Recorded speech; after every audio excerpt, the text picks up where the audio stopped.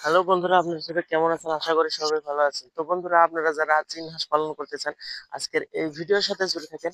তো আজকে দেখাবো চীন হাঁস কিভাবে পালন করতে হয় বা চীন হাঁসের বাচ্চাকে কিভাবে রাখবেন। তো দেখেন, এই চীন হাঁসগুলা কিভাবে এখানে বিস্তারিত করতে। তো এই যে রোদের সময়, পাকা রোদের সময় চীন হাঁসগুলা এখানে জমা হয়ে আছে, কিন্তু আমার এখানের থেকে ভিতরে যাব, কারণ চীন হাঁস অনেক রয়েছে, যেটা আমি ক্যামেরার ভিতরে আনতে চাইলেও সম্পূর্ণ এক লগে আনতে পারবো না। তো চীন হাঁস দেখেন এইভাবে বিচরণ করছে এখানে। তো আমি পাশে যাব। দেখেন এখানে আন্ধার হয়েছে, যদিও ভিডিওতে আমি ক্লিয়ার করতে চেষ্টা করব। দেখেন এই যে কি ধরনের হাঁস রয়েছে এখানে, প্রচুর পরিমাণে হাঁস। এখানে হাঁসের পরিমাণ দেখলে আপনি অবাক হয়ে যাবেন, কারণ এতগুলো হাঁস এক লগে একই বারান্দার নিচে, দেখতে কিন্তু অসাধারণ হয়েছে।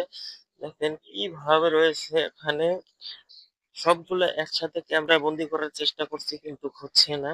দেখেন এখানে একটা দুটা না, মোটামুটি 450 হাঁস রয়েছে।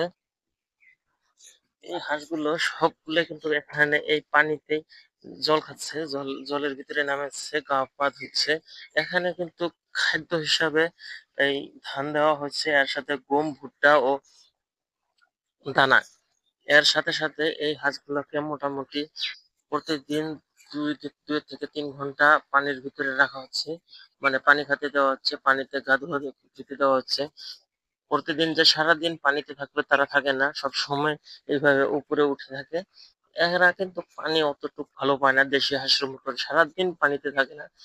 এই হাঁসগুলো পালন করার জন্য এই এই এক ভালো পদ্ধতি। বন্ধুরা, আপনারা যদি এই হাঁস পালন করতে চান তাহলে অবশ্যই কন্ট্যাক্ট করবেন। আমি কন্ট্যাক্ট নাম্বার দিয়ে দেবো, বা অথবা আপনারা জিমেইলে বা আপনারা কমেন্ট বক্সে কমেন্ট করতে পারেন। যদি আপনারা ভালো পান এই হাঁসগুলোর বিষয়ে জানতে চান, তাহলে অবশ্যই আমার ইউটিউব চ্যানেল ফলো করবেন, বা শর্টস গুলো দেখলে এদের বেমার সম্পর্কে জানতে পারবেন। তো বেমার জানার জন্য আমার শর্টস ভিডিও গুলো দেখবেন। শর্টস ভিডিও গুলাতে কি বেমার হয়েছে, কি ধরনের বেমার হয়নি, আপনারা জানতে পারবেন। আর যদি ডিম সংগ্রহ করতে চান বা বাচ্চা সংগ্রহ করতে চান, এই ভিডিওর জরিয়তে আপনারা আমার ইউটিউব চ্যানেলটা সাবস্ক্রাইব করে নেবেন। বন্ধুরা দেখেন কি অসাধারণ লাগছে না? এই ভিডিওগুলো দেখতে কিন্তু খুব ভালো লাগে। আপনারা যদি এই ধরনের মানে খামার করতে চান, তাহলে আপনারা অবশ্যই এই খামারের সাথে জুড়ে যান, কারণ এই খামারের ভিডিওগুলো দেখাতে কিন্তু অসাধারণ।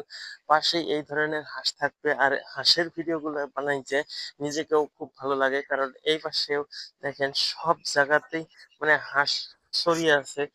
এই এতগুলো হাঁস একসাথে ক্যাপচার করাটা অসাধারণ একটা ব্যাপার। দেখেন কি সুন্দর আছে, দেখেন একদম শেষ মুহূর্ত পর্যন্ত রয়েছে।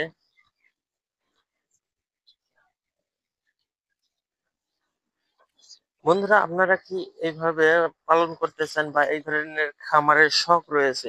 যদি খামারের শখ থাকে তাহলে আপনারা অবশ্যই এইভাবে পালন করতে পারবেন। দেখেন এখানে যে সারি দেওয়া হয়েছে, প্রতি সাইডে একদম নেট দেওয়া হয়েছে। আপনারা এখান থেকে উম, সম্ভবত ক্যামেরা ক্যাপচার করতে পারবে না। এর পাশাপাশি কিন্তু এই জায়গাতে আমার আবাদ মৌসুমের ব্যবস্থা করা হয়েছে, কারণ এখানে যে গেট বানানো হয়েছে যাতে হাঁসগুলো বেরিয়ে না যায়, তার জন্য ব্যবস্থা করা হয়েছে। এই দেখেন না, এর উপরে এই জায়গাতে লালন পালন করা হয়েছে শাক, কারণ এগুলা লাউ শাক। বর্তমানে এই লাউ শাক ফলানো হয়েছে। দেখেন লাউ শাকের অবস্থা কিন্তু খুব একটা ভালো, কারণ এইভাবে এখানে পানি ওঠে প্রতি বছরে, যার জন্য এইভাবে নিচে ইট দিয়ে এত সুন্দরভাবে আবাদ করা হয়েছে।